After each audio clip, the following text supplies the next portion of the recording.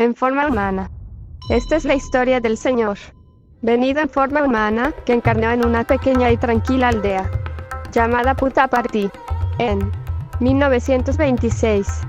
Puttaparthi es un villor en que ha llegado a levantarse un altar, en el corazón de la gente, por medio de leyendas de santa memoria y de una historia que inspira a los jóvenes. Su nombre deriva de Putta, que significa hormiguero, en forma de túmulo, en el que estableció su morada una serpiente, y Parthi, que es una forma modificada de Vardhini, o multiplicador. A este respecto, hay una conmovedora leyenda que busca explicar el origen de este patronímico. Hace muchísimo tiempo, la aldea era conocida como Golapalli, un hogar de pastores, una designación que hace recordar los milagrosos y encantadores juegos, lilas, de Sri Krishna, y que nos trae el eco de la música de su flauta. Era la tierra de prósperos pastores, y el ganado que allí se criaba era manso, fuerte y de bella estampa. Las vacas entregaban leche en gran cantidad, una leche espesa y de incomparable dulzura. Y cada hogar era rico en mantequilla, y en ghee, o sea, mantequilla clarificada.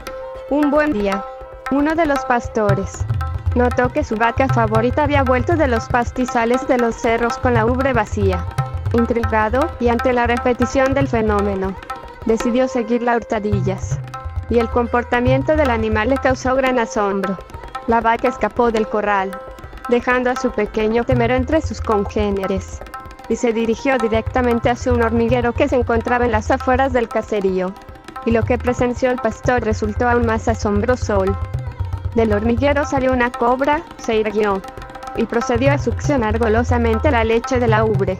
El pastor, enfurecido por lo que consideró una sucia treta que le hacía perder la leche a su vaca, tomó una piedra y, haciendo puntería, la arrojó con gran fuerza contra la cobra. Retorciéndose de dolor, la serpiente lanzó una maldición en contra de todos los pastores de la aldea y, en sus últimas palabras, profetizó que el lugar se llenaría de hormigueros, los cuales se multiplicarían permanentemente.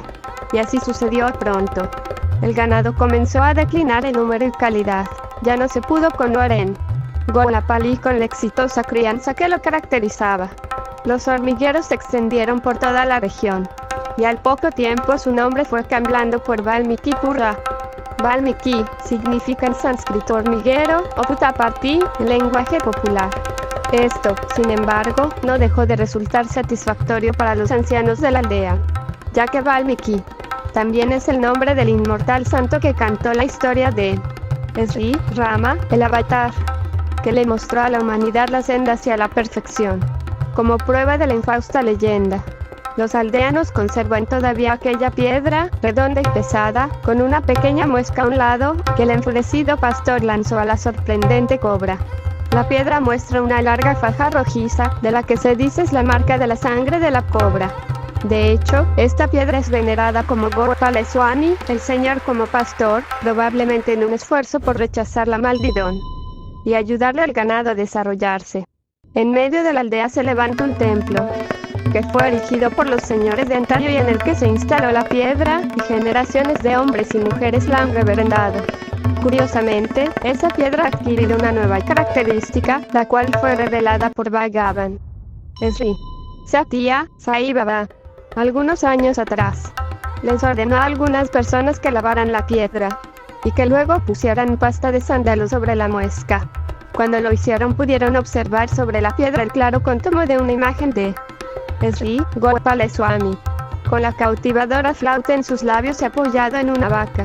Hasta el día de hoy, algunos de los sencillos campesinos juran que pueden escuchar la melodía del llanto de Krishna, pasando a través del hueco que rizó. Desde aquel día, la maldición ha perdido su poder, y el ganado ha empezado a prosperar en Puttaparthi. El bastión del antiguo fuerte que levanta aún su venerable cabeza en la parte oriental de la aldea, evidencia el señorío de los Raju del lugar, con el Chhatrapati descendiendo entre las gargantas, para luego fluir como por un foso a lo largo de una de sus orillas, engastada como una verde gema entre colinas, en cuyas alturas repican las campanas de los templos, enriquecida por el embalse construido por Kitkaraya, vecina a la ciudad que lleva el nombre de Bukka, el renombrado emperador de Vijayanagara, Puttaparthi. es la morada tanto de Lakshmi como de Sarasvati, diosas de la riqueza y la sabiduría. Dice la alabanza cantada al lugar por un anónimo poeta del pasado. De hecho, Puttaparthi fue la cuna de pandits, filósofos y eruditos, de héroes y benefactores. La familia Raju fue conocida por su piedad desde los tiempos del renombrado Sablo Venkavadutta. Ellos no solo construyeron y donaron el templo de Gopaleswami, sino que conservaron vivo el recuerdo de la dedicación del templo a Satyabhama, la consorte de Krishna, por el piadoso Sri Ratnakaram Kodama Raju. Él solía decir, como explicación de este inusual tributo, que no es muy frecuente, que se le ofrenda en cualquier parte de la India a esta deidad, que fue un extraño sueño lo que lo impulsó a erigir el templo. Sri Kodama Raju llegó a ser un ándano centenarlo, y recuerdo cómo corrían lágrimas de alegría por sus aladas mejillas cada vez que rememoraba la maravillosa experiencia. En el sueño, Kodama Raju vela Satyabhama sola, encinta y afligida, esperando ansiosa a su señor, que habla partido para traerle desde los cielos las apreciadas flores, Pariyata. Los minutos de espera se convirtieron en horas, y las horas se fueron acumulando en días, sin que hubiera señales de Krishna. Satyabhama estalló en sollozos. Se desató una gran tormenta, acompañada de truenos y relámpagos, y una lluvia torrencial.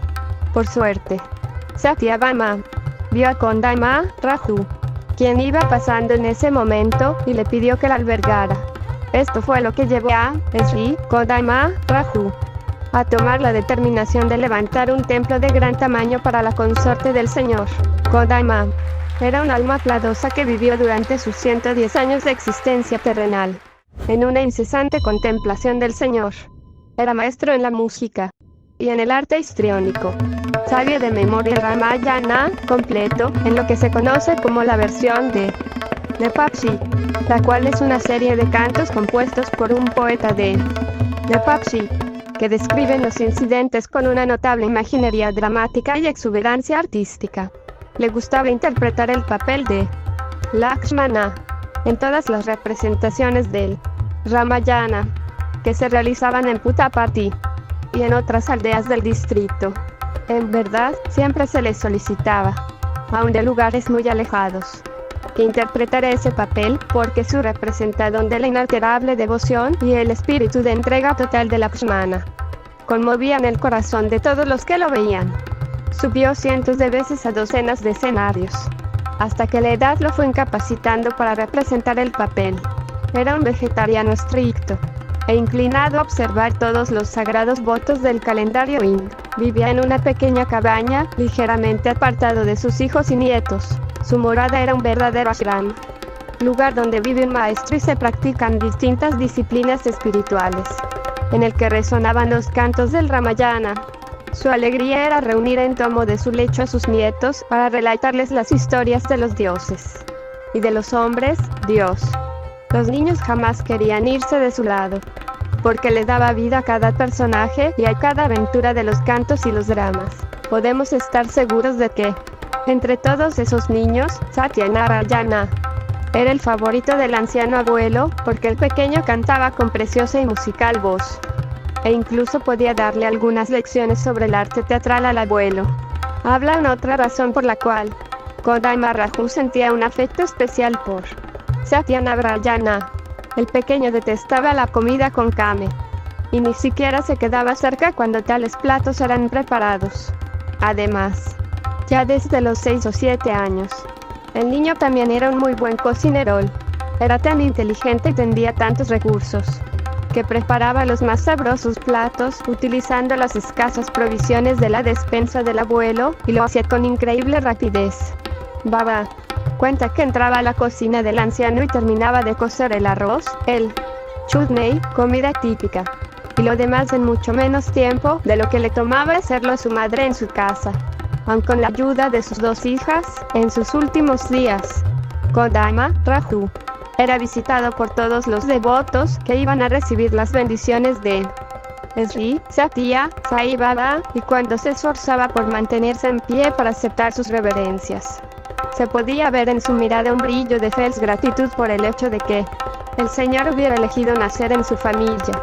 Vivió hasta 1950 y falleció tranquilamente, cantando para sí mismo, en voz alta, las estrofas que describen el consuelo que Sri Rama le daba al moribundo rey de Vanara, Bali. En verdad, su vida es digna de ser registrada en los anales de los santos.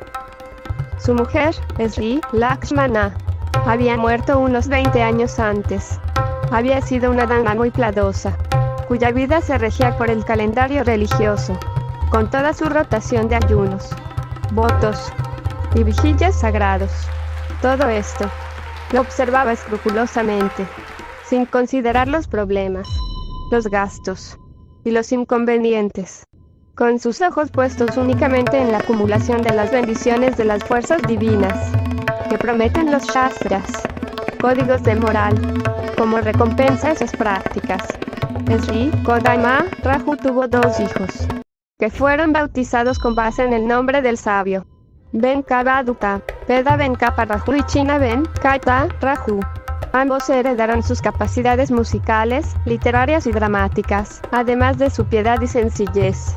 De los 2 hermanos, el menor estaba dotado con más aptitudes, las cuales cubrían los campos de la composición literaria y de la preparación de medicinas y amuletos con la ayuda de las fórmulas tradicionales.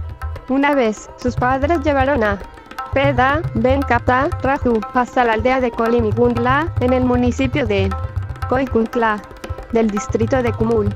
La familia posee allí algunas tierras, que habían sido entregadas en arriendo a largo plazo, extendido a 20, 30 e incluso 40 años, y la visita tenía como primer propósito familiarizar a su hijo con aquellas posesiones y sus arrendatarios. Mas Kodama Raju tenía también otro propósito. En aquel territorio aislado vivían unos parientes lejanos, y él deseaba llevarlos a algún lugar más cercano a Puttaparthi. De hecho, a solo unos kilómetros de Kolimigundla, se enteraron del peligro diario en el que vivían estos parientes.